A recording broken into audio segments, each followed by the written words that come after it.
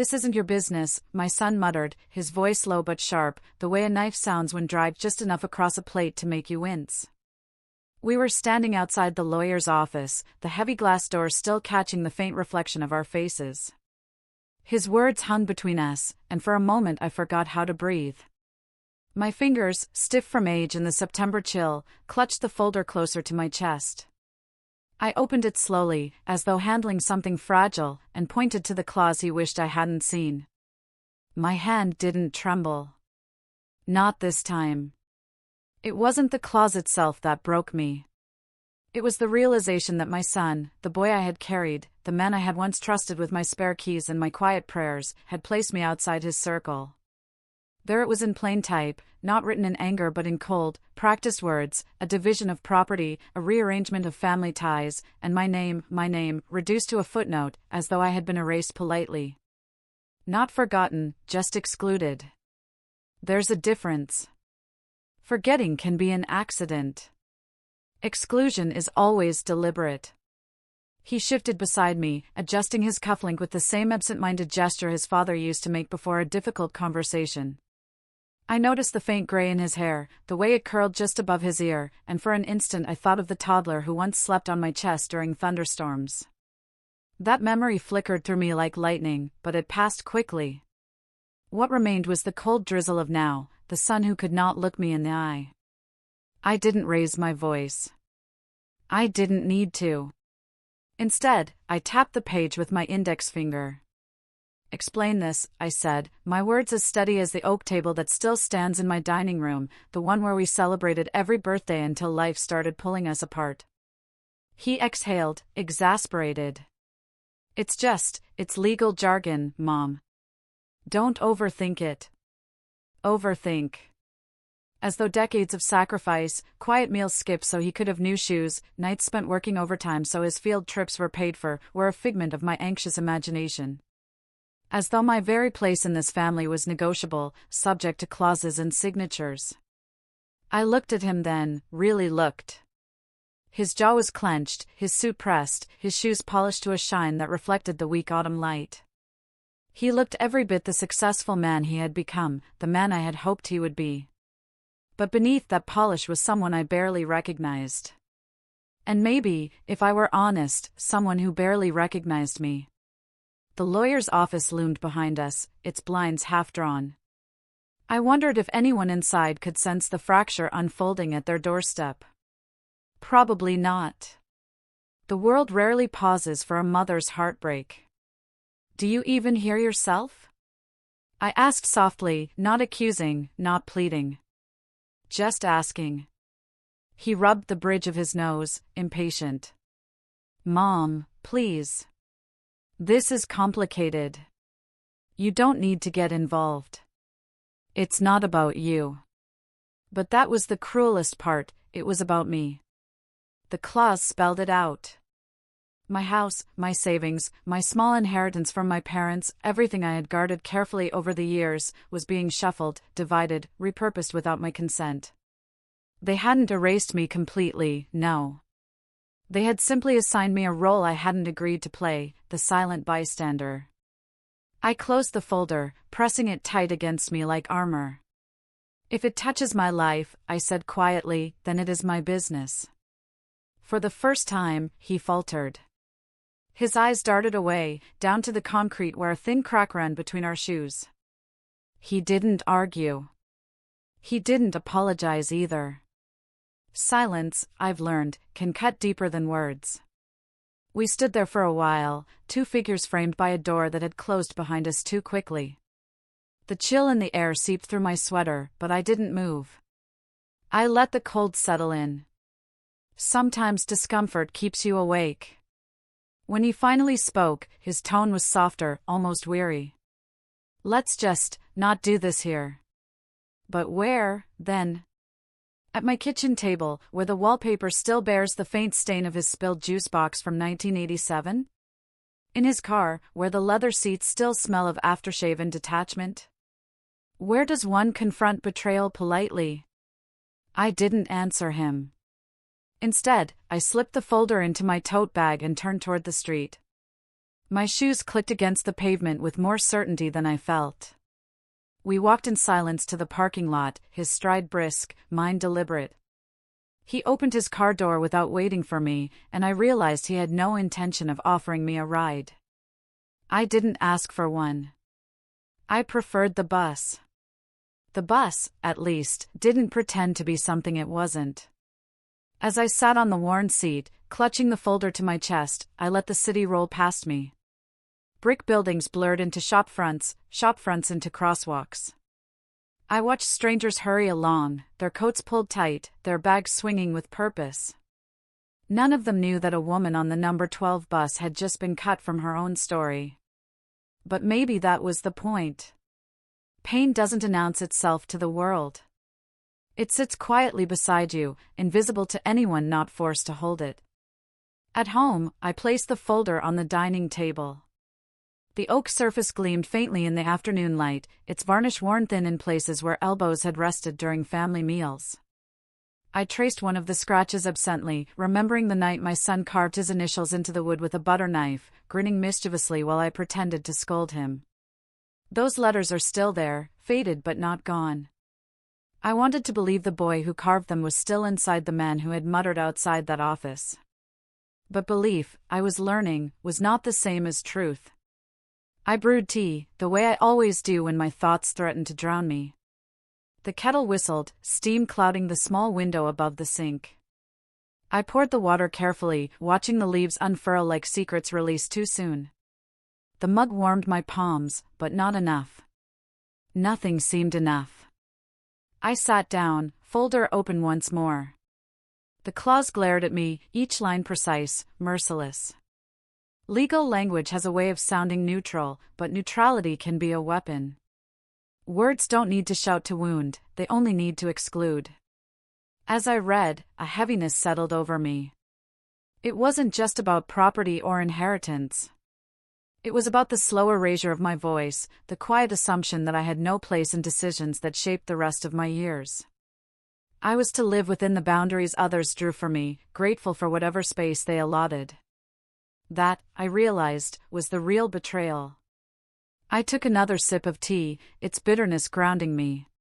My son's words replayed in my head, over and over, "This isn't your business." But it was. My life, my name, my worth, how could that not be my business? I closed the folder again and slid it to the center of the table. For years I had avoided confrontation, smoothing over conflicts with silence, choosing peace over battle. But there comes a point when silence feels like surrender, and I was not ready to surrender. Not yet. The house was quiet, too quiet. I reached for the radio, turning the dial until the familiar hum of an old station filled the room. A soft song played, one I hadn't heard in years, and suddenly I was back in the kitchen of my youth, dancing barefoot with my husband while our son giggled in his high chair. We were poor then, but happy. And happiness, I've learned, is easier to recall than to sustain. The music faded into static, and I let it. Some things are meant to end. Others, you must end yourself. I picked up the folder once more, and this time I didn't just read, I underlined. Each word that cut me, I marked. Each line that erased me, I claimed with ink. My hand moved steadily, as though guided by something stronger than anger. Resolve, perhaps. By the time the kettle had cooled, the folder was marked with blue streaks, evidence of my refusal to vanish quietly. I leaned back, exhausted but awake in a way I hadn't been in years. My son believed this wasn't my business. He was wrong. It was, and it always would be. And that was the beginning. The next morning, I woke to the sound of the post sliding through the door. It landed with a soft thud against the hallway rug, ordinary as any other day. But nothing felt ordinary anymore. I lay in bed for a moment, listening to the faint ticking of the clock on my dresser. Each tick sounded heavier than usual, like a reminder that time would not pause for me to gather myself. When I finally rose, I moved slowly, deliberately, as if each motion had to be tested before trusted. The house carried its usual silence, but even silence seemed changed, less like peace, more like absence. I padded into the hall, stooped to gather the letters, and shuffled them onto the table beside the folder I had underlined the night before. A bill, a charity flyer, a magazine subscription I had forgotten to cancel. Mundane things. And then, of course, the folder, sitting like an accusation I couldn't ignore. I made tea again. The act had become ritual, a way of bracing myself against the ache. The kettle hissed and sang, the steam fogged the glass, and I poured with steady hands. I thought about calling my son. I even picked up the phone, my thumb hovering over his number. But what would I say? That I had underlined his betrayal? That I had sat up half the night rereading words designed to remove me from my own life? He would sigh, tell me I was overthinking, remind me that I didn't understand the complexities. That was always his way, simplify me into the role of someone too fragile or uninformed to grasp the bigger picture. So I put the phone down. Instead, I reached for my scarf, draped it around my shoulders, and decided to walk. Sometimes the body knows before the mind does that movement is survival. The air outside carried the bite of late autumn, sharp enough to sting my cheeks. Leaves scattered at my feet, damp and brittle. I walked without direction, letting my steps take me down streets I hadn't wandered in years. Past the bakery where I used to buy his favorite rolls, past the park where I once waited in the car while he played football until the light faded. Memory has a way of clinging to places long after people have moved on. I reached the library almost by accident. Its red brick walls stood firm against the years, though the paint on the doors had chipped. I hadn't stepped inside since my husband passed.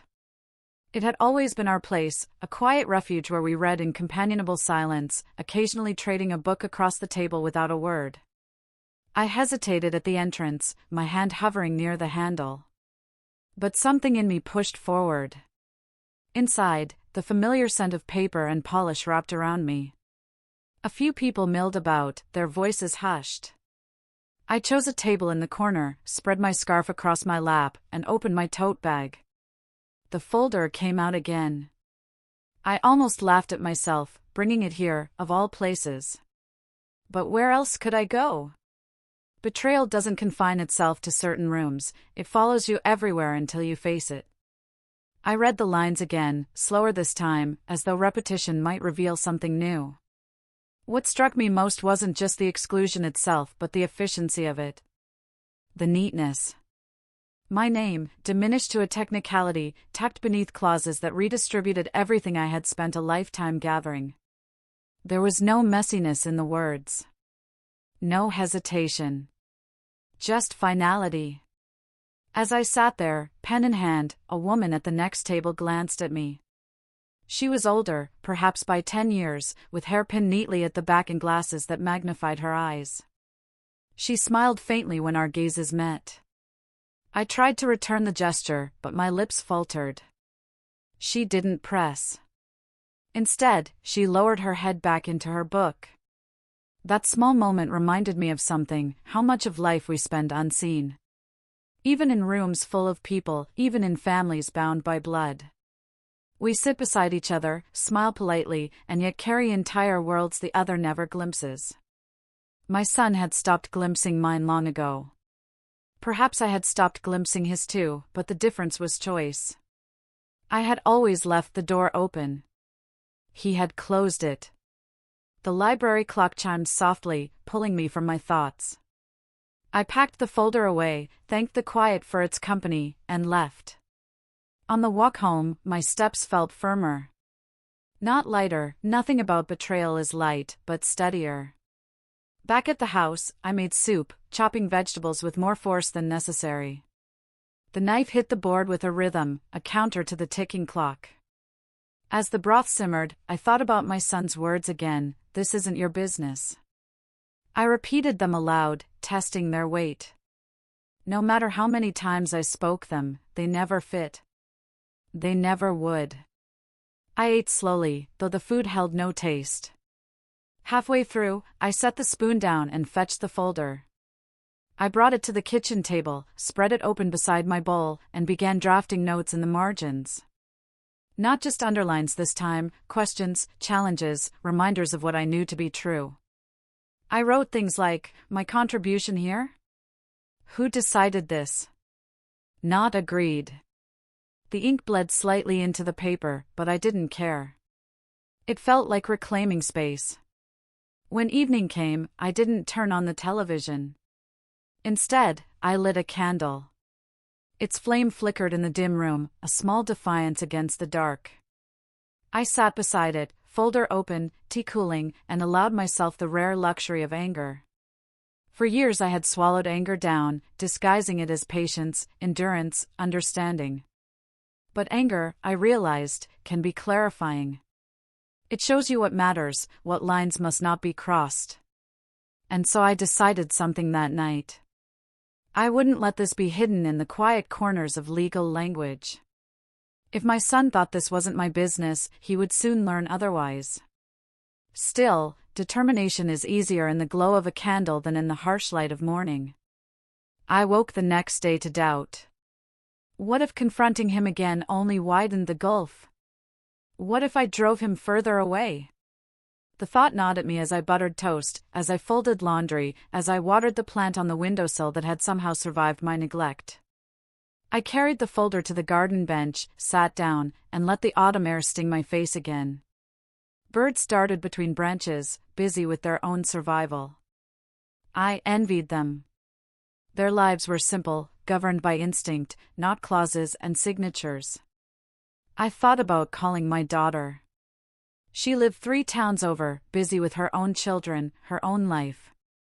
We spoke less than we should. Would she understand if I told her? Or would she too suggest I was imagining things, reading too much into it? The fear of dismissal kept me silent. Better to battle invisibility than ridicule. So I returned to the folder, my constant companion now. I traced the words with my finger, whispering them aloud. Each time, I grew more certain, silence was no longer an option. That evening, I ironed my blouse, the good one, pale blue with pearl buttons. I polished my shoes, combed my hair, and laid the folder neatly in my bag. Tomorrow, I would return to the lawyer's office. Not with my son, not in the shadow of his muttered words, but alone. Alone, but not voiceless. I went to bed early, though sleep did not come. I lay awake, staring at the ceiling, listening to the occasional car passing outside. My mind replayed moments from the past, the birthday cakes, the scraped knees, the whispered bedtime stories. I clung to them, not as excuses for his actions but as reminders that love, once real, cannot be undone. It can be bruised, even broken, but not erased. When dawn finally arrived, pale and hesitant, I rose with a steadiness I hadn't felt in days. The kettle whistled, the toast browned, and I dressed with quiet resolve. I left the house with the folder pressed against my ribs, as if it were a heartbeat I had borrowed. The bus carried me once again through streets both familiar and indifferent. I stepped off at the corner near the office, my shoes clicking against the pavement. This time, I didn't wait outside. I pushed the glass door open and entered. The receptionist looked up, polite but distracted. "Do you have an appointment?" "No," I said, my voice steady. "But I have business here." And with that, I placed the folder on the counter, its weight louder than any protest I could have spoken. The receptionist blinked at me, her polite expression faltering for just a second before she rearranged it into something practiced. She glanced at the folder on the counter, then back at me. Her nails tapped lightly on the keyboard, as if she were deciding how best to handle a woman who didn't arrive by appointment. "Let me see if someone is available," she said finally, her tone professional but faintly patronizing, the way one speaks to someone they've already decided doesn't belong. I wanted to laugh at that. Belonging, wasn't that the entire question? I sat in the waiting area, the folder heavy in my lap. The chairs were sleek, leather-bound, too deep to be comfortable. A pot of artificial flowers stood in the corner, their petals unnaturally bright. I watched the door to the inner offices, half expecting my son to stride through and demand to know what I was doing. But he wasn't there. Just the faint hum of the photocopier, the shuffle of papers, the occasional cough. Minutes passed. I could have left. No one was forcing me to sit there, clutching papers like a shield. But something inside me, something that had been quiet for far too long, insisted I stay. At last, a man in a dark suit emerged. He had the careful look of someone trained to keep expressions neutral, as if feelings were errors to be corrected. "Mrs. Harding?" he asked. "Yes," I replied, standing. My voice didn't waver. "Why don't you come in?" His office was neat, lined with books that looked more decorative than read. He gestured for me to sit, and I lowered myself into the chair, folder still clutched tightly. "So," he began, folding his hands on the desk, "what brings you in today?" I opened the folder slowly, laying it on the polished wood between us. "This," I said. He glanced down, adjusting his glasses. He skimmed the page, nodding faintly as though nothing here was remarkable. That detached calm, that casualness, lit a fire in me. "You see the clause," I said firmly, tapping the section with my finger. "Explain it to me." Out loud. He cleared his throat. "This section outlines the distribution of property in the event of—" "I know what it outlines," I interrupted, my voice sharper than I intended. "What I want to know is why it says what it says." "Who decided this?" "Because I certainly didn't." He leaned back, cautious now. "Mrs. Harding, these documents were prepared in consultation with your son." He assured us. "Assured you?" I snapped. "Did it never occur to you to ask me? It's my house. My savings. My life. And you let someone else speak for me?" The lawyer shifted uncomfortably. I watched him wrestle with the tension between professionalism and guilt. I almost felt sorry for him. Almost. "Perhaps there was a misunderstanding," he offered carefully. "No," I said, leaning forward. "This is not a misunderstanding. This is an erasure." The word hung in the air, heavier than any legal phrase could manage. I saw it land on him, saw the way he blinked slowly, searching for a response. "I want it removed," I continued, my tone calmer now, steadier. "This clause. These decisions. They do not stand. Not without me." He nodded, hesitantly, as if testing the weight of my resolve. "I can make a note of your objection." "Not a note," I said, my finger pressing against the page. "A correction." For a moment, silence stretched between us. Then he sighed, closed the folder, and gave me a look that felt almost respectful. "Very well. We can revisit this arrangement. But I'll need to inform your son." "Inform him," I said. "Tell him his mother still has a voice." I rose then, gathering the folder back into my arms. My knees ached slightly, but I stood tall. The lawyer didn't try to stop me. He simply nodded, as though acknowledging a truth he hadn't expected to face that morning. Outside, the chill air felt sharper, but it no longer pierced me. It braced me. I walked slowly down the street, folder pressed against my ribs like a heartbeat I had reclaimed. That evening, when the phone rang, I knew it would be him. "Mom," he began, his voice tight, clipped. "What on earth did you do?" I let the question hang. I walked to the window, gazed out at the fading light, and then answered. I spoke for myself. He exhaled heavily. "You shouldn't have gone there. That's not how this works." "Not how it works?" I repeated, a bitter laugh escaping me. "Since when does my life work without me?" His silence on the other end was telling. Not agreement, not apology. Just silence. "You've built a fine life for yourself," I continued, my tone softer now, almost weary. "I'm proud of that. But don't confuse success with authority. You don't get to write me out." "Mom," he said again, quieter this time, almost pleading. "You don't understand." "No," I cut him off. It's you who doesn't understand. I may be old. I may be tired. But I am not invisible. There was a pause. Then, unexpectedly, he whispered, I just wanted to make things easier. Easier for whom?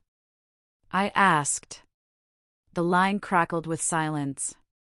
Finally, he muttered something about calling later and hung up. I set the phone down gently. My hands didn't tremble. Instead, a strange calm settled over me. For the first time in years, I felt less like a burden and more like a person reclaiming her place. The days that followed were not simple. He called again, sometimes with anger, sometimes with weary explanations about legal efficiency and avoiding complications. Each time, I listened. Each time, I repeated the same quiet truth: I had a right to be present in my own story. It wasn't about money. It wasn't even about the house, though its walls held every chapter of my life. It was about voice. About refusing to let years of quiet sacrifice be reduced to a line in a document. I began walking more often. The library became my refuge. I carried the folder less and less, not because I no longer needed it but because I had internalized it. The ink underlines, the margin notes, they had etched themselves into me. One afternoon, the woman with the magnified glasses approached me in the library. She nodded at the empty chair across from me. May I? I gestured for her to sit. She placed a book on the table, but she didn't open it right away. You've been here a lot lately, she said gently. I smiled faintly. Yes. I suppose I have. Good place to think, she remarked. It is, I agreed. I hesitated, then added, better than sitting at home with silence. She nodded knowingly, her eyes soft. She didn't pry. Instead, she opened her book and let the silence between us feel less heavy. It was a small thing, but sometimes small things steady you more than grand gestures ever could. The following week arrived with an unease I couldn't shake. I went about my routines, watering the plant on the sill, folding the laundry, peeling apples for pie, but everything felt charged, as though the air in the house had thickened. It wasn't just the folder anymore, it was the awareness that the lines had been drawn, and I had stepped across them. On Thursday afternoon, there was a knock at my door. Firm, deliberate, not the tentative rap of a neighbor.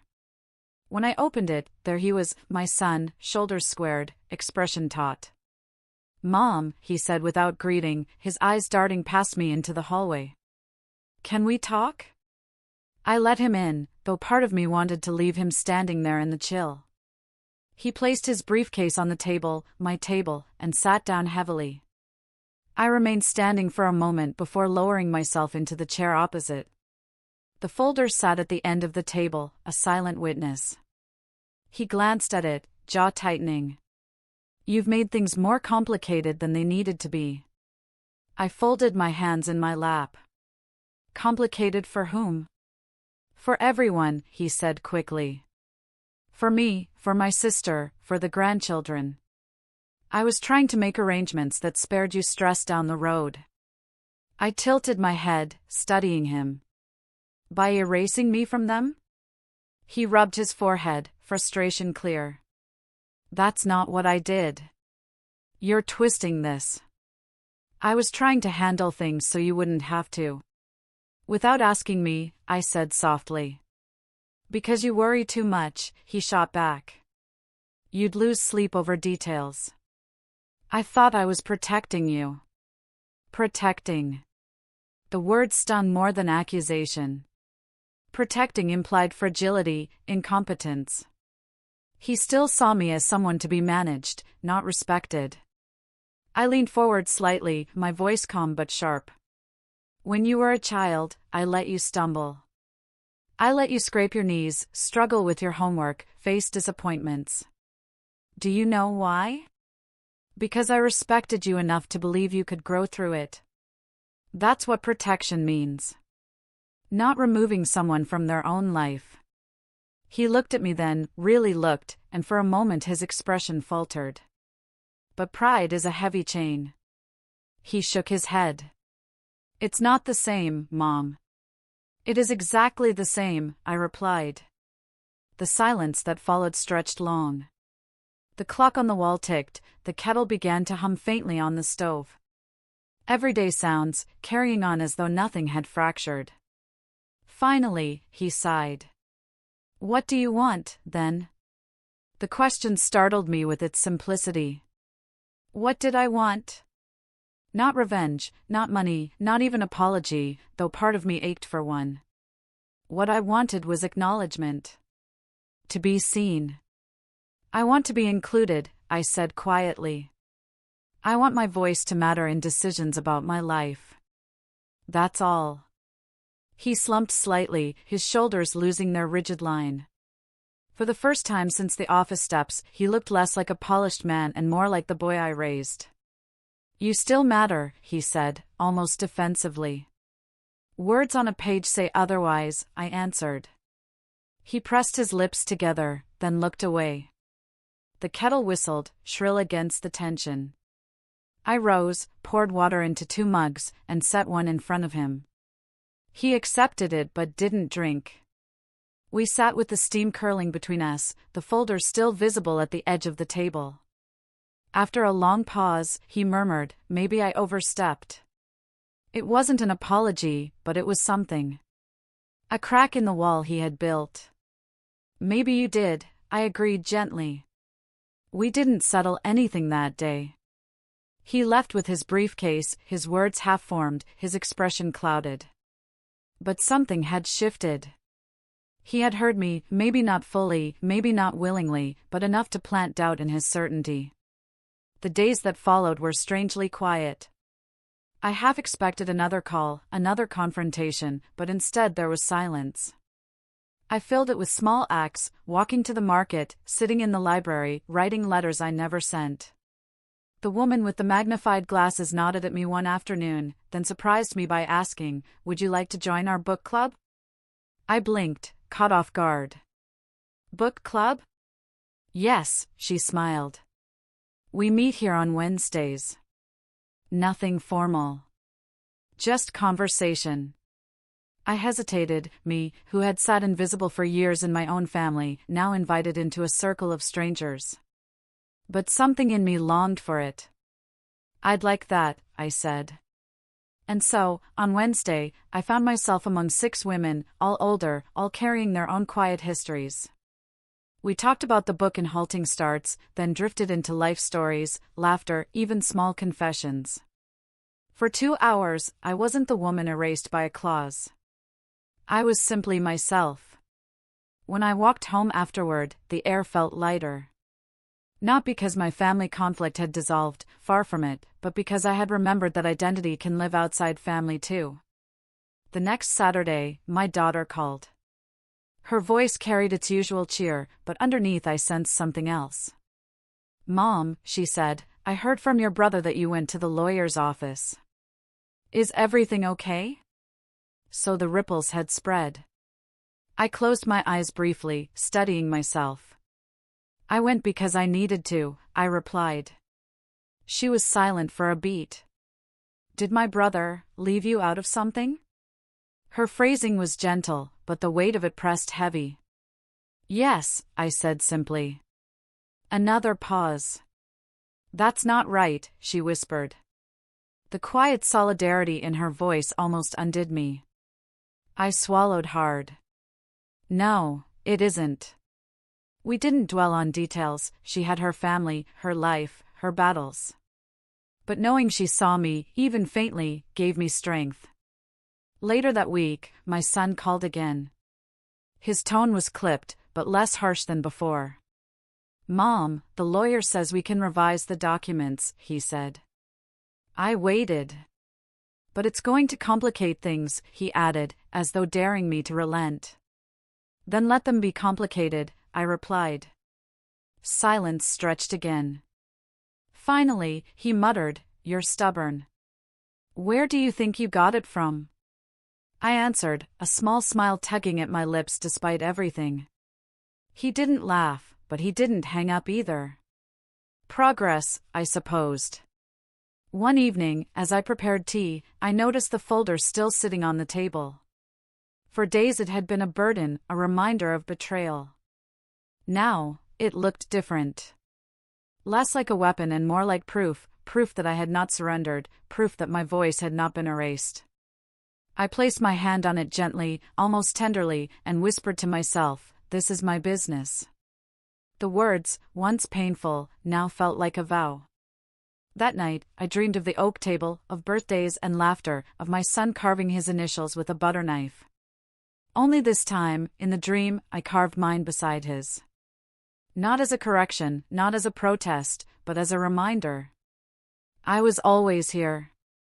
When I woke, the dream lingered, sweet and strong. I rose, brewed my tea, and faced the morning with something that felt close to peace. It was a Sunday morning when the real storm began. Church bells rang faintly in the distance, their sound drifting through my open window, and I was buttering toast when the phone rang again. My son's number glowed on the screen. For a moment, I considered letting it ring out. But I answered. "Mom," he said without preamble, his voice taut. "We need to meet. Today." There was something in his tone, not just urgency, but control, as though I were being summoned. Once, I might have obeyed without question. But not anymore. "Fine," I said calmly. "Come after lunch. The kettle will be on." When he arrived, he wasn't alone. My daughter trailed behind him, her coat still buttoned, her face clouded with unease. The sight of the two of them together at my door brought a pang I hadn't expected. For years, I had dreamed of my children standing side by side, united. But not like this, not carrying conflict into my home like an unwelcome guest. They settled at the dining table, their postures stiff, their eyes avoiding mine. I placed the folder on the table deliberately, like setting down a chess piece. My son began. "Mom, this has gone too far." My daughter shot him a sharp look. "She has a right to be upset. She's making this harder than it needs to be," he argued. I raised my hand, silencing them. "Stop speaking as if I'm not in the room. If you came here to talk, then talk to me." They fell quiet, chastened, though my son's jaw was still tight. "I've read every word of that document," I said slowly, deliberately. "And every word tells me one thing: you thought I wouldn't notice. You thought I'd stay silent. Because I didn't want you stressed," he burst out. "I wanted to handle it so you could live peacefully. You don't understand how messy these things can get." I leaned forward, locking eyes with him. "And you don't understand how demeaning it is to be erased from your own future. Peace isn't given by omission. It's stolen." The words landed heavy. My daughter looked down at her hands. My son exhaled through his nose, frustrated but unable to counter. I poured tea, the ritual steadying me. The steam curled between us, softening nothing. "You keep saying it's not about me," I continued, my voice quieter now. "But everything touches me. This house. My savings. Even the way you two argue about me as though I'm already gone." My daughter's eyes filled with tears, though she blinked them back quickly. "Mom, I didn't know what he'd done. I promise you that." I reached across the table, placing my hand over hers. "I believe you." My son shifted, uncomfortable, excluded from our brief moment of connection. "What do you want me to do?" he asked finally, his voice weary. I looked at him steadily. "Include me. That's all I've ever asked." He rubbed his temples, muttering, "It's not that simple." But it was. And we both knew it. That evening, after they had left, the house felt emptier than before. Yet beneath the quiet, something had shifted. For the first time, my daughter had taken my side openly. That mattered. I sat with the folder, but I no longer read it. Instead, I began drafting something of my own. Not a legal document, not a rebuttal, but a letter. To both of them. I wrote slowly, my handwriting looping across the page, each word a deliberate choice. I told them about the years they barely remembered, the nights I sat awake sewing patches on their clothes, the times I skipped meals so they could eat, the birthdays I made special even when money was thin. I told them how invisibility creeps in, not all at once, but in small omissions, in decisions made without your name, until you wake one day and realize you've been sidelined. I didn't accuse. I didn't rage. I simply laid bare the truth, that I had given my life to them, not as a debt to be forgotten, but as a bond to be honored. And that all I asked was not to be erased from the very story I had built. By the time I finished, the candle beside me had burned low. My hand ached, but my heart felt lighter. I folded the letter neatly, slid it into an envelope, and left it on the table. Tomorrow, I would send it. The next day, I joined the book club again. We didn't talk about my troubles, I didn't need to. We laughed about the characters in the novel, debated endings, shared biscuits from a tin someone had brought. But beneath the ordinary chatter, I felt a current of strength. These women saw me, not as a mother or a widow or a clause in a document, but as myself. That was enough to remind me that identity could not be stolen by signatures. As I walked home, scarf pulled tight against the wind, I realized something startling. I no longer felt afraid. Betrayed, yes. Hurt, deeply. But not afraid. Later that week, my son called again. His tone was different this time, less defensive, more uncertain. I read your letter, he said. I held my breath. You're right, he admitted, voice low. I overstepped. I thought I was protecting you, but I see now. I made you feel invisible. The words, so long withheld, pierced me. Not apology in the fullest sense, but recognition. Sometimes recognition matters more. I only ever wanted to be seen, I whispered. You are, he said softly. A long silence followed. For once, it didn't feel hostile. It felt like space where something new might grow. The final meeting at the lawyer's office was quiet, almost anticlimactic. My son sat across from me, papers laid neatly between us, his pen resting on the table. This time, he didn't speak for me. He looked at me, waited, and let me read each word aloud. When I nodded my approval, he signed. Then I signed. The sound of the pen scratching across the page felt like more than ink, it felt like acknowledgement. My place was restored, not as a favor, not as charity, but as a right. We walked out together, though our steps did not fall in perfect rhythm. Outside, the air was crisp, the sky pale with winter light. My son shoved his hands into his pockets, his shoulders drawn, but his voice was softer than I'd heard in years. You were right, he said simply. I didn't gloat. I didn't scold. I only replied, I needed to be. At home, I placed the folder, now amended, now whole, back on the oak table. I ran my fingers over its cover, then closed it for the last time. It no longer felt like a burden. It felt like proof that silence need not be surrender. In the evening, I pulled my scarf around my shoulders and walked to the library. The lamps glowed warmly against the dark, and the familiar scent of paper wrapped around me. The women from the book club waved me over, and I joined them, slipping into the circle of voices and laughter. For the first time in months, maybe years, I felt light. Not because everything was fixed, but because I had reclaimed something no one could sign away again, my voice. Later, as I walked home beneath the street lamps, I thought of my husband, of the little boy who once carved his initials into my table, of the girl who once twirled in the kitchen with cake crumbs on her cheeks. All the echoes of love, loss, and persistence. They had shaped me, but they had not erased me. When I reached my front door, I paused, looking at the familiar wood, the faint scratch of letters carved decades ago. I whispered to the quiet night, this has always been my business. And for the first time, the words felt like freedom.